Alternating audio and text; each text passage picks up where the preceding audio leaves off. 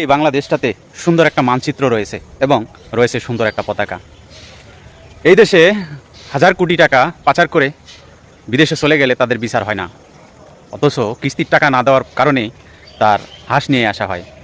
যে দেশে কুকুরের বাচ্চা মেরে ফেলার কারণে মানুষের বিচার হয়, আদালতে যায়, অথচ ধর্ষণকারীর শাস্তি হয় না।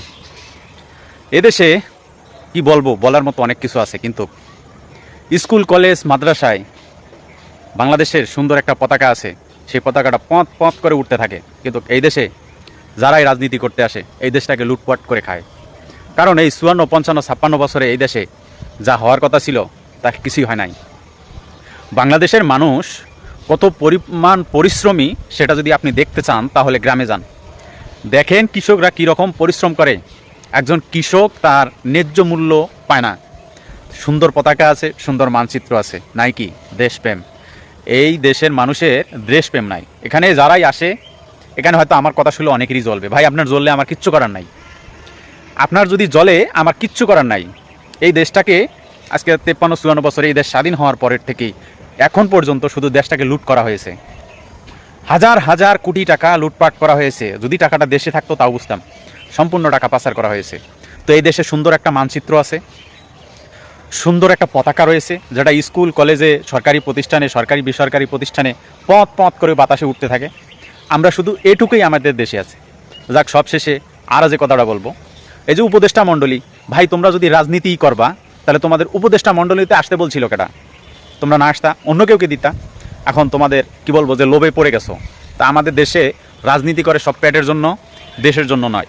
তো আপনাদের কাছে আমার এটাই আকুল আবেদন থাকবে যে আপনারা এমন মানুষকে খুঁজে বের করেন যারা পেটের জন্য না, দেশকে উপরে ওঠার জন্য, দেশের উন্নয়ন করার জন্য রাজনীতি করতে আসছে।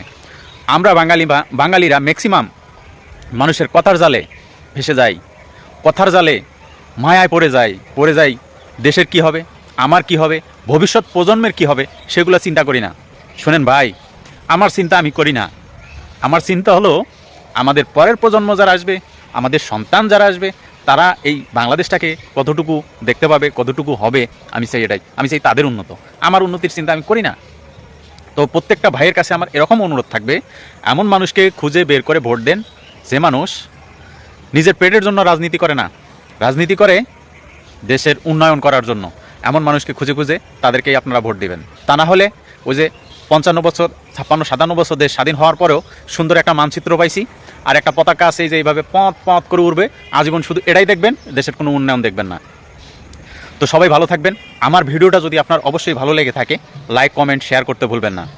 আর এই বিজয়ের উল্লাসে, এই বিজয় দিবসের উল্লাসে, বিজয়ের উল্লাসে সবাই আল্লাহর কাছে মোনাজাত করব, যাদের জন্য এই স্বাধীন সার্বভৌমত্ব দেশ পেয়েছি, আল্লাহ যেন তাদেরকে ক্ষমা করে দেয়। সবাই ভালো থাকবেন। আল্লাহ হাফেজ। আসসালামু আলাইকুম।